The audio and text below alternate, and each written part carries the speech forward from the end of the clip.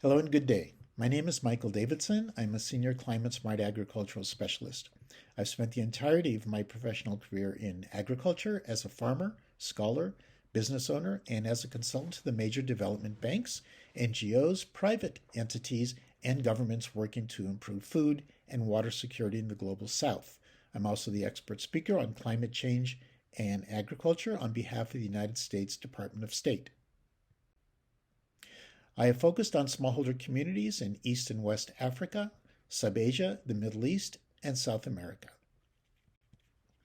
My PhD is in public policy.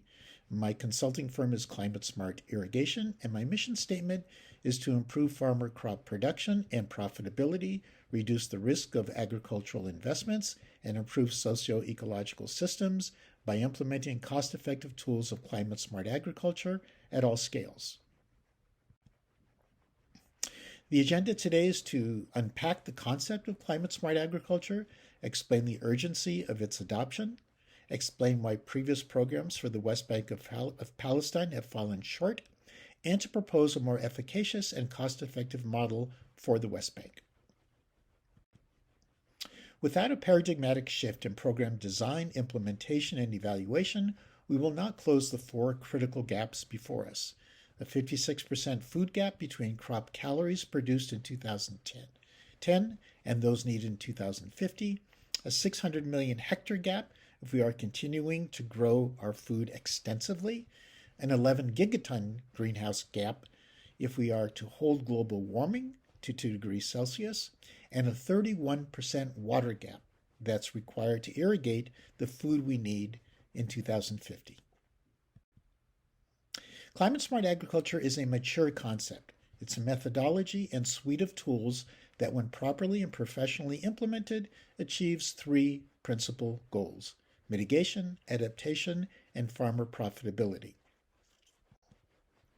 Mitigating the environmental damages that traditional agricultural practices have caused the environment started in the first green revolution of the 1980s. We simply did not have complete and perfect information which is needed for good decision making, and were unaware of the externalities of modern agricultural practices. Mitigation is a critically important part of agricultural science and the first principle of climate smart agriculture. For example, the areas that require mitigation are hypoxia, or oxygen deprivation in our soils and in our water bodies; post-harvest loss; reliance on harsh chemicals for pest management; eutrophication of water bodies; converting forest land into agricultural systems; and carbon and nitrogen sourcing. The second principle is adaptation. Adaptation means learning to farm responsibly, conscientiously, and to be aware and cognizant that agricultural systems are the largest managed ecosystems on the globe. The areas that qualify as adaptation tools are integrated pest management, different modalities of irrigation, contour farming, properly applying fertilizers, the use of hybrid seeds, and the entire gamut of cost-effective, appropriate innovations that are available to us today. Third principle of climate smart agriculture is farmer profitability. Farmers are good business people and understand the criticality of sustainability of their key inputs: water, soil, energy, fertilizers, and labor. And farmers all over the world would like nothing more than to adopt these tools to improve their efficiency and effectiveness of their inputs. However, they will only adopt tools which provide significant and positive enhancements to their bottom lines.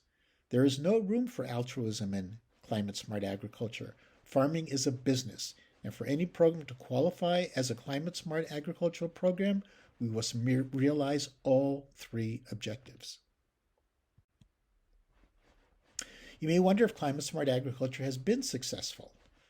Well, after looking at 12.5 million farmers farming about 37 million hectares, we see on average yields increased by 79%, water productivity by 97%, carbon was sequestered at an average rate of 0.91 tons by household by year, and the average increase in incomes was 141%. The Palestine Crop Production and Irrigation Improvement Program is a climate-smart agricultural project that has myriad implications for all socio-ecological systems. Palestinian Ministry of Agriculture and its partner organization GIZ have been seeking a program to improve agricultural production and sustainability of natural resources for decades. These are the major programs which have attempted to fill those objectives. They total about $152 million. Please note that the project that we are going to detail later is budgeted at $1.4 million over a 5-year period.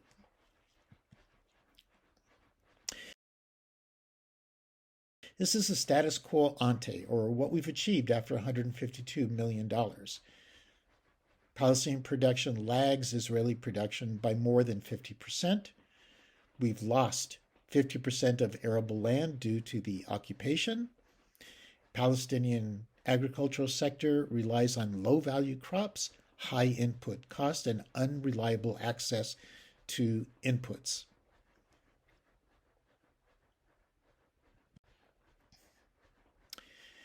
And anyone who's operated in the Middle East knows that in this very arid region, irrigation is required.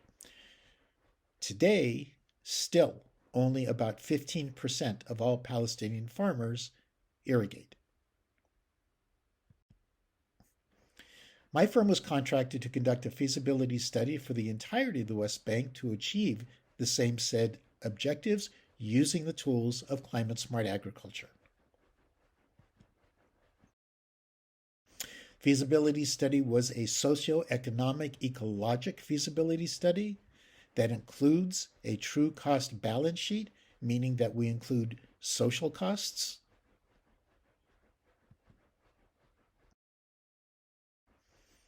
it includes climate change analyses,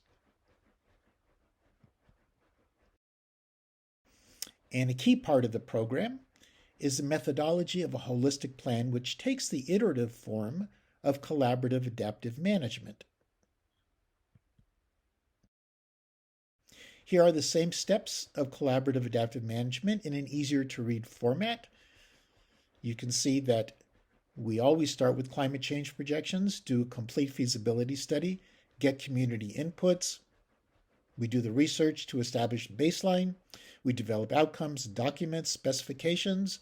We assess the sustainable development goals as we go along. We develop a collaborative program, calculate the gaps between the status quo and what we want to achieve. We conduct training. We monitor, assess, evaluate, make adjustments, and then hope that we can replicate models. But then we always go back to the community and start the process over. This plan treats each of the 4 agroecological zones individually. The plan, as I mentioned, calls for meeting with stakeholders, which we have already done. One of the keys to success is collaboration, and here we have assembled a select number of innovators who have complementary products and are all happy to take part in this project and work together.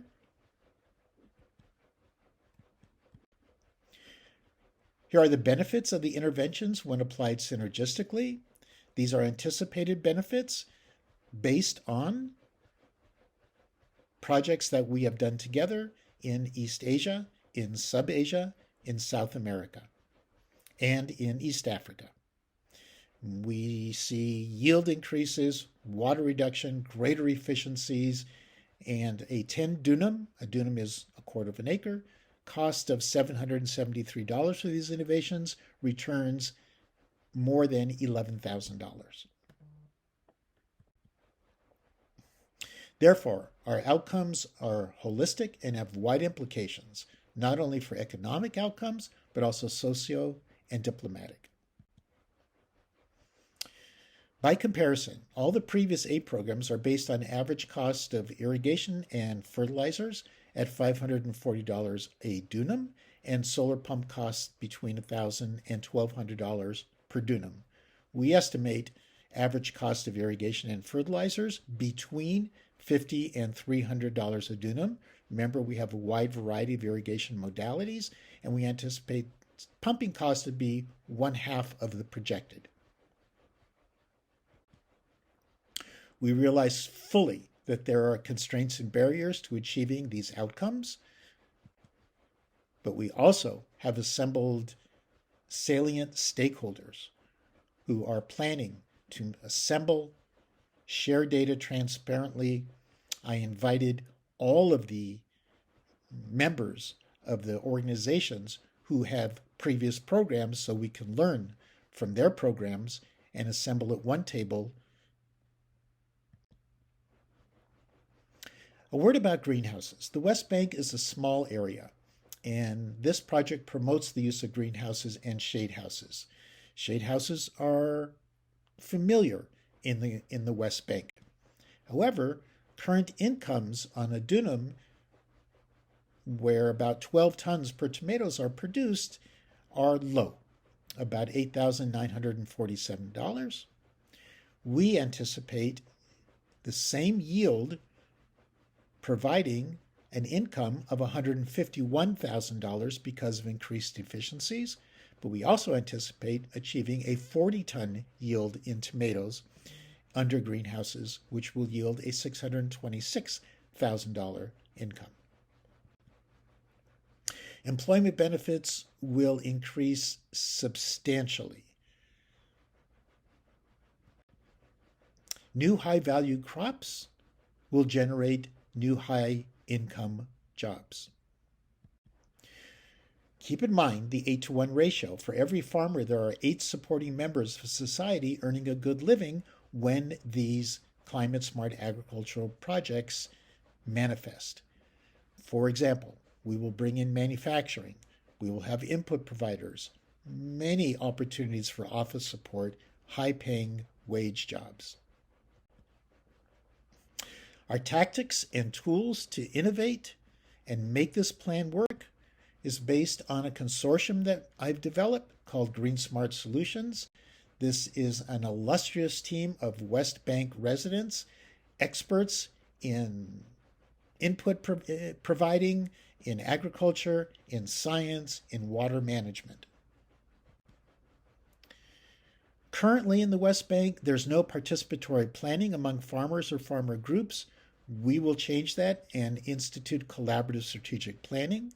64% of farmers decide unilaterally what to plant. We will have a unified plan. Farmers sell 60% of their crops to local markets. We will double the international market share. And 33% of farmers participate in cooperative marketing. We anticipate a 50% increase within 5 years. A major tool is to place a center for agricultural excellence in every region. That will be where our training centers are. We will develop a full curriculum for each agroecological zone. The centers of excellence will serve also as demonstration gardens. We also have devised an incentive program in lieu of a loan program where farmers will be able to earn credits for adopting the tools of climate-smart agriculture. A final word about treated wastewater. We don't have time to get into the details here, except to say that we are working with Israeli manufacturers and engineering experts of wastewater treatment systems for all scales. In a word, by 2027, if this plan is adopted, we can irrigate 80% of all crops by treated wastewater. The implications of not using the mountain aquifer water to irrigate crops are important beyond measure. My thanks to my dear friends and colleagues at the Palestinian Water Authority. Our goal is singular. It's to establish the West Bank of Palestine as a global paradigm of vertically integrated agricultural excellence. This is a Palestine Crop Production and Irrigation Improvement Project. I look forward to giving you a much longer presentation with all details coming out of the feasibility study, with case studies about where we have implemented these projects all over the world. I thank you and look forward to discussing the details at your convenience. My name is Michael Davidson. My email is michaeldavidson24@gmail.com. Thank you.